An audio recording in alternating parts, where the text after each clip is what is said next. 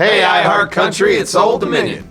And here's an inside look at our new project, Memory Lane, including our current single, the title track, Memory Lane. Check it out on the free iHeartRadio app and let us know what you think. I Should Have Married You. This time around when we cut songs in the studio, we brought in a lot of songs we had previously written, but much like Time Tequila and Therapy album, where we wrote everything in the studio, this one came about in the studio. We had a day where we decided not to try to track an existing song, but we tried to write one in the studio. So Matthew had a little loop, just kind of a little piano loop on his phone, and it was inspiring. We jumped off right from there and started to write the song, and then within a few hours had something that sounded really fun. And so we just kind of went in the booth and started bringing it to life, and it came out, just a fun up-tempo sad song, which is kind of our wheelhouse, I guess. Memory Lane, that song started, who wrote that? Me, you, and Jesse Joe Dillon. We were all at my house. I had that little kind of loop going, like basically the intro that you hear in the song. I kind of had that vibe going, and everyone seemed to kind of gravitate towards that. And I think Jesse Joe had the title Memory Lane, and I think you sang I Could Buy a House on Memory Lane, and we were like, nice. Interesting I remember idea. that, hearing that melody, like, that's really cool. And then we just kind of followed it from the beginning, which a lot of times doesn't happen that way.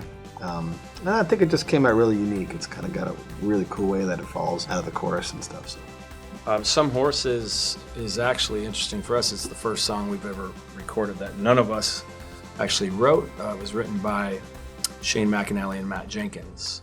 It's been around forever, and so we all kind of came up as writers together, and Matt Jenkins would always play the song at rounds, and we've loved it for so many years. To date, nobody had ever recorded it, and we were talking about it one time. It just came up, and the way they wrote it from the standpoint, it's a third person. She races, she runs, and she chases the sun. But Matt, you had the idea to flip it and say, what if it was about I race and I run? Some horses can never be tamed, and that just seemed like so interesting of an angle for us, and so we decided to just tackle it. And the way it came to life in the studio is just really cool, and it sounds different for us. It sounds country, but it sounds modern. It sounds theatrical, and it just paints a really cool picture. And I'm just glad that song has finally gotten a chance to have a life.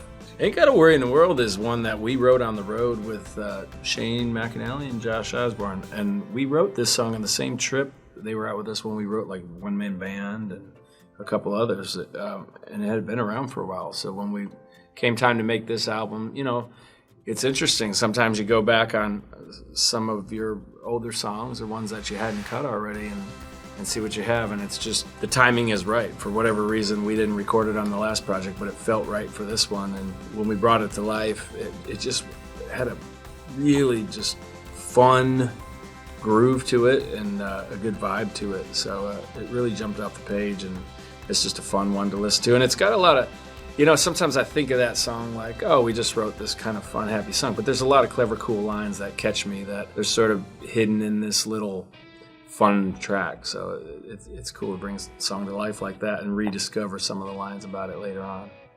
Love Drunk and Happy was written with Matt Dragstrom and Jesse Joe. Jesse Joe. Correct.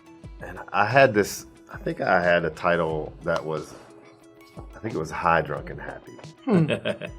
And then throughout the conversation, we ended up changing it to Love Drunk. And Drag had this really interesting chord progression going that was, a direction that we had never really gone before, especially once we took it into the studio. It has this Alabama flavor to it, which is why I love it. And we're, dropping names like, Willie, and I can see that song every time we play it. I can see the bar that we're in, and I can really feel that environment every time I hear that song. So it's a really happy, fun, sort of morbid song. But I like the message. And the second verse has a couple of my favorite lines. Yeah, I love it so much.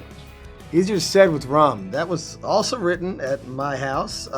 Matt Jenkins. Mm-hmm. Chase McGill, and us too. Yeah. That song we finished the song, and it was kind of like a little groovy, beachy vibe. And then at the very end, I don't know what happened. Chase was playing the piano or something, and we kind of just did a more mellow vibe, and it just really kind of put the song in the right place. I think it's a great song, and when we recorded it, it was one of probably the most special moments that we've ever had as a band recording music. It was just, everything in the world was set up perfectly to record that song, and we did. Down in Key West. Down in Key West. Yeah. How Good Is That is a song that we wrote. It was Brad, Trevor, myself, Ross Copperman, Josh Osborne, and I believe it was your idea. I think it was. Your title. I was looking at it and I was thinking, I think this is my dude, but I don't want to say it because I don't remember. Yeah, I think it was. Yeah, just one of the titles that you have down written in your phone, and everybody seemed to like it, and away we went. Yeah. Right? Yeah, and it almost was the last song that we recorded on that particular session. I remember we kept pushing it back, and I remember once we finally got to it, we were like, "Why did we almost not record this song?" So glad it made it. "Freedom Like You" is a song that we wrote with Jordan Davis, actually, over at Brad's house. That's right. Smoking a couple cigars. Out on the patio. It's Yeah. another great day at the office. Yeah. I don't remember how that song came about. Is that your title? I think it was my title.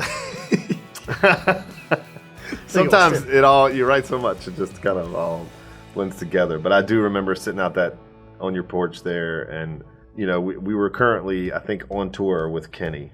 And sometimes when you're on tour with an artist like Kenny, you see things from a different perspective. And we're playing giant stadiums, and we're watching his show, and it's this big kind of like rock moment, and it makes us want to have those kind of moments. So that was the goal that day, was to create some sort of like big anthemic rock song. And when you're writing with another artist, you never really know who you're writing it for. Like, he probably was like, are we writing for me, or are we writing for you? And I think it was pretty clear when we were done with that we were not going to give it to Jordan. It was ours. There's 3 against 1. Yeah. He's a big guy, but